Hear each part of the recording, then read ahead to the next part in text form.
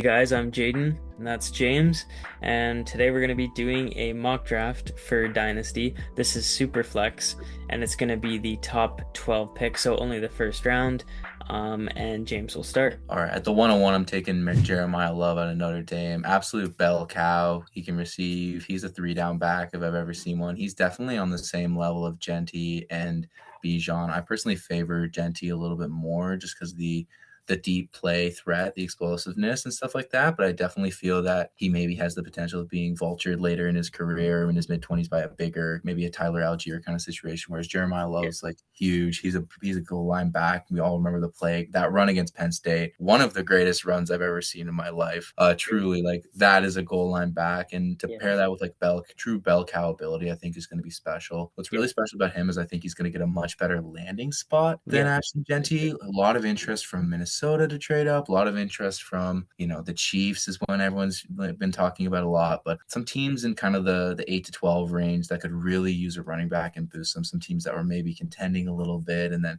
we found that they had a down year and they're in range for Jeremiah Love. So clear cut 101 in Dynasty. Absolutely. I think he'll probably end up being somewhere in between Genty and Bijan, at least in the first couple of years, production wise. Yeah, for sure. And if you have that pick, I would also recommend possibly, getting a massive package if you can. If you are a rebuilder, like for example, one year I had the Bijan 101 and I ended up trading it for the 103 and the 104 and then a future second on top. And it ended up getting me JSN and Gibbs. So if you can have that option and then get like Tyson and Tate plus another second, I would do that for sure. That's just like kind of another dynasty tidbit there. But at the 102, I would have to go. I think it's clearly Makai Lemon right now. Honestly, I would say he's another level, like probably a tier above the other two receivers. The guy is just the most complete receiver in the draft. Elite receiving upside, elite against zone coverage. He's got a 3.6 yards per route run. He's also very good at contested catches. Dominant ball winner, this guy. He wins pretty much every ball he gets. He barely drops passes. He's got a high EPA when he's targeted. I just feel like this guy is kind of a comparison to an Amon-Ra St. Brown. He's a majority of a slot guy, but I do think that he can win on the outside as well. I just feel like he's got superstar written all over him, and I would definitely take him at 102. Love Makai Lemon, actually my favorite prospect in this class for sure. He's 5'11", but he does not play like that. He gets up there. He's a contested catch ball winner, but his really excels at his route running. A guy who truly understands the receiver For position, sure. getting open, and an animal after the catch. Really good at rack, and he does not going to wow you with the 40 time, which I think is going to scare a lot of people off. I think a lot of Yeah. people are going to see 5'11", runs maybe a 4.4, and they're going to go like, wow, that's why wouldn't I go with Carnell Tate, who's 6'3", who's going to run the 4.4 as well, I would say. But when you turn on the tape, like he's got football speed. Like some guys have straight line speed, but I think he's a real ball player. When he gets the ball in his hands, he moves. He knows how to get open. He's an animal at the contested catch point. I truly think like all the athletic ability and stuff is going to scare people away, but he's a really, really good football player. And I think he's going to succeed really at whatever level he gets. The ability to move inside, outside as well. Super versatile, more of a modern receiver. So who do you got at the 103? At the 103, I'm going Jordan Tyson. Now, this guy, I really do like him as a prospect as well. A lot of people compare him to kind of maybe a Justin Jefferson kind of ceiling and stuff like that. I definitely do see that the way he separates at the top of his routes and stuff like that.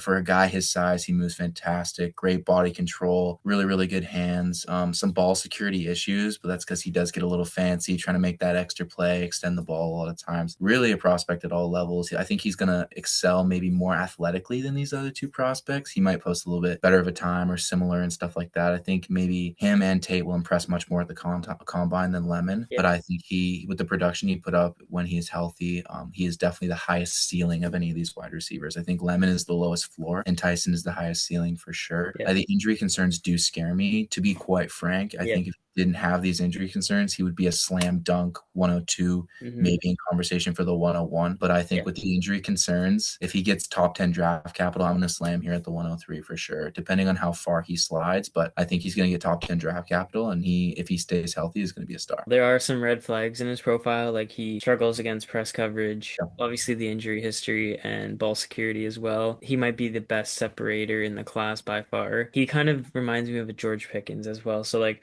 I feel Yeah. like that's his floor, even if he ends up, kind of not meeting his expectations. I feel like still George Pickens, who wouldn't want that in terms of a fantasy receiver? At the 104, I think I just gotta go with Carnell Tate here. The guy is great at contested catches. He's tall, 6'3". He's from a great wide receiver program in Ohio State. He might have the best hands in the class out of any Yep. receiver. He's got an advanced route tree. I just feel like there's no really obvious red flags in his profile. He kind of reminds me of a taller Brandon Ayuk. He might be honestly the safest receiver to take just because Ohio State is just a great receiving program. And, you see pretty much every receiver come out of there is a superstar. So, why not take the chance on Carnell Tate? Absolutely. I think he's such a sure-handed player. I believe he had one drop all of last year. He was absolutely fantastic. He's a really good route runner as well. Another guy who truly understands the receiver position.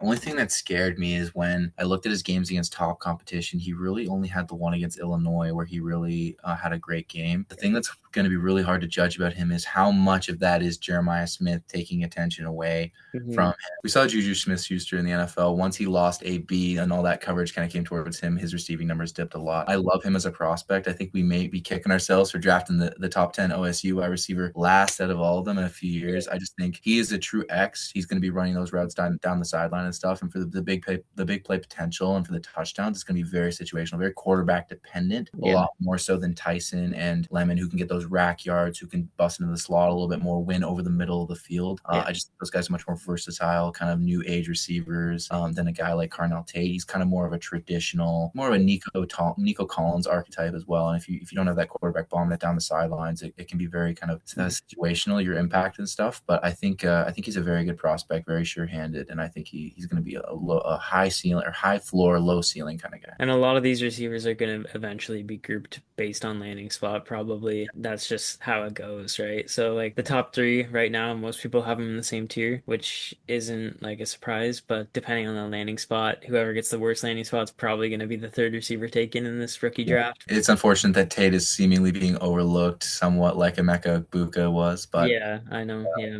yeah, we will see. At the 105, I'm definitely going to go with Denzel Boston. I think this class is really much deeper at receiver than a lot of other positions. I think right Right. in the middle of the first round, you're definitely looking for take a shot at one of these guys. Landing spot's going to be huge. Buffalo's probably 100%. going to be in play for a receiver. A Yeah. lot of teams that just missed out that have great offenses are going to be looking to boost, especially in this kind of a class. I think Denzel Boston, in the right situation, if he's used as the red zone threat that he can be, he's a guy, go up and get him, contest to catch it, run down the seam, more of like a DK Metcalf kind of an archetype, something like that, like an AJ Brown, like he's going to gash you down the seams. He's not going to wow you with speed Yeah. and he can sometimes struggle with press man. But I think if he is used as a red zone threat, he can get you a lot of fantasy points, especially early on. I could easily see like a 600-700 yard 8-9 touchdown rookie year, which I think could turn into kind of a dynamic player.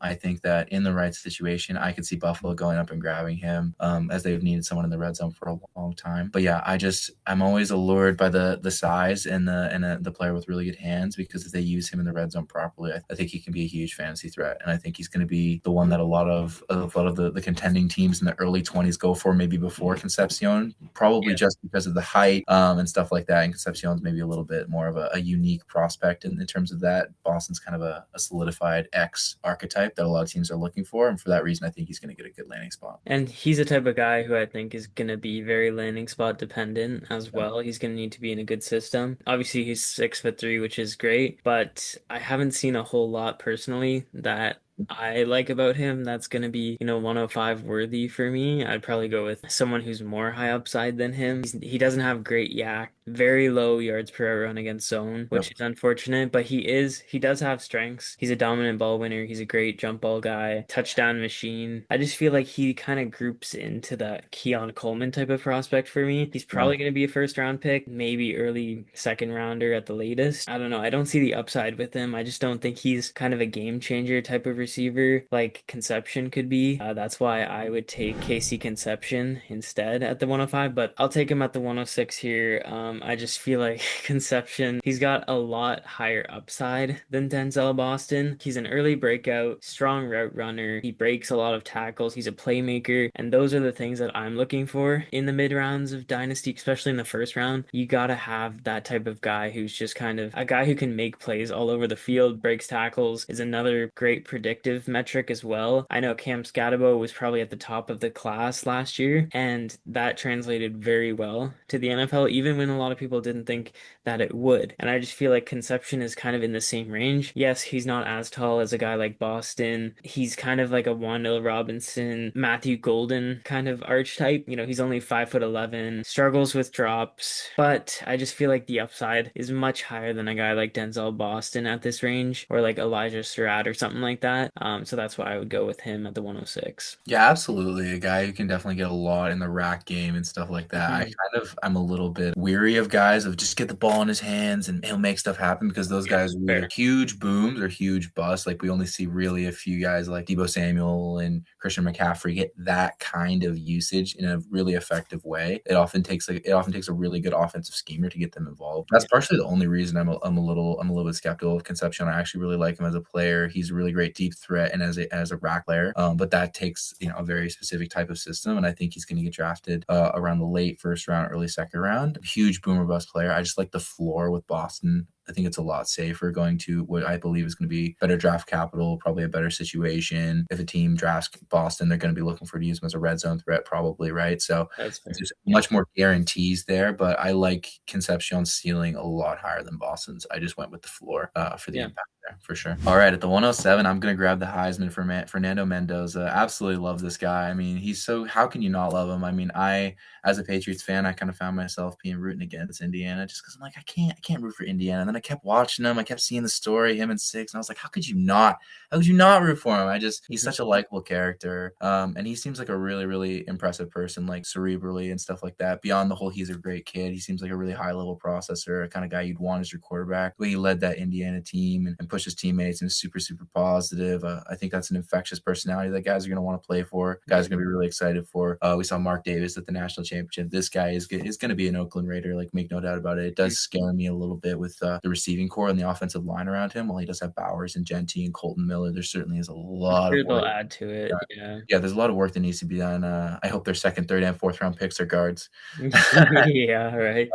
But no, seriously, I think Fernando Mendoza is an awesome player, and I think while he may not have the highest ceiling, like yes, he's 6'5", he doesn't have the big booming arm. Mhm. Yes, he can scoot a little bit. That was a fantastic run on 4th and 5 in the national championship. Really shows the kind of heart that he has and the kind of Right. leadership, the way he put his body on the line like that. But he is kind of a move the chains at the very last resort kind of runner, not too quick, maybe scamper for a 3-4 yard first down, not going to explode on a 30-40 yard read option or anything like that. But and I don't think there's a ton of option red zone potential with him. But I do think as a passer, he has high level upside. Be maybe a Jared Goff level player, like a pure pocket passer that can deliver a lot of yards and touchdowns in a good situation. I wouldn't expect an immediate breakout from him. I would expect maybe like a set 15 to 20 touchdown season, especially being in Oakland. Yeah. But over time, especially as he seasons, like the kind of player he is, he'll be a long term reliable option at quarterback. For sure. I would agree with that. He's definitely got a high floor, kind of a lower ceiling, but I feel like I could see him getting up towards like the top 10 Yeah. dynasty quarterbacks, so that wouldn't shock me at all. Yeah. At the 108, I'm gonna go with a guy who a lot of people might not assume would be 108, but I'm gonna go with Omar Cooper Jr. This guy,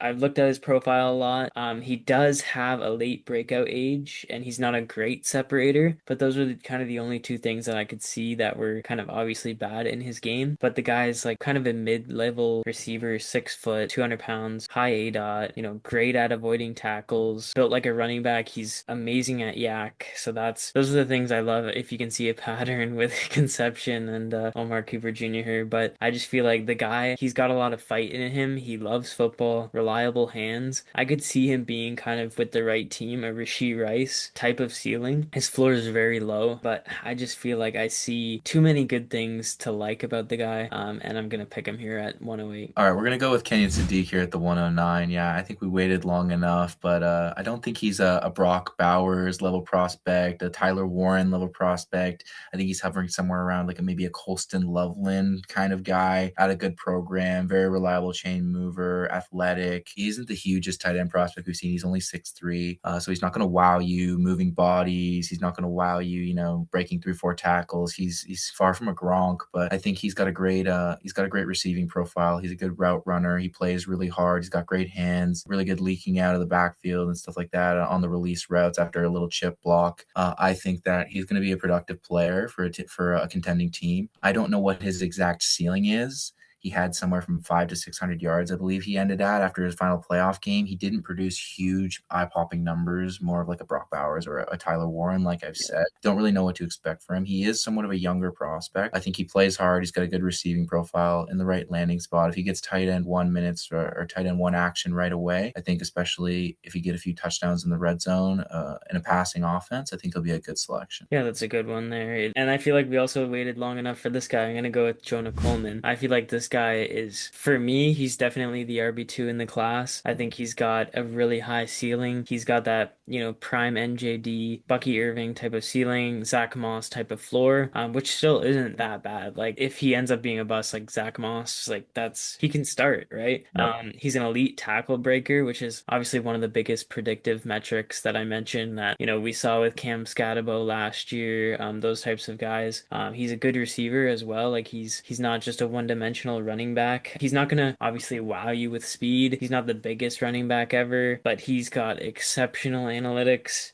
He's elite after contact, powerful runner. I feel like he's got a good blend of burst and vision. He's got a ton of career touchdowns in college football, and there are some bad things to his game, obviously, but those things you just cannot ignore, especially compared to the rest of the running back class, which is just it.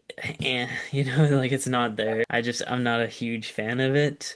He's not a good pass blocker at all. Like he's a really bad pass blocker. That's going to be more of a real life, situation rather than a fantasy thing. Like if this guy is like unbelievable on the field, like running the football, who cares if he's a terrible pass blocker? But this guy, I just feel like he's got insane upside for, the 110 here. Yeah, absolutely. I feel like a lot of the running backs last year would have even went much higher if they stayed in For next year, sure. which we rarely, never see from that position. More of a quarterback thing, right? Here at the 111, we're gonna go with Chris Bell. This is a guy who's been getting a lot of first round buzz recently. He's definitely gonna be a fringe first, early second kind of guy. Kind of a big slot, like not really, but he He moves a is, yeah. lot as a He's back. really fast. He moves in and out a lot. Yeah, exactly. He's a guy I could see move way up boards if we get a good 40 time and some good measurables because he does have the height, really good rack ability and stuff like that. Much less sure what his role is going to be if he can Yeah. find himself as like a real like get the ball in his hands chain Yeah. mover in like a maybe like a Green Bay, even like a Los Angeles Rams style offense, maybe not even Yeah. just those teams, like that kind of style offense. I feel like he could be a really, really effective player.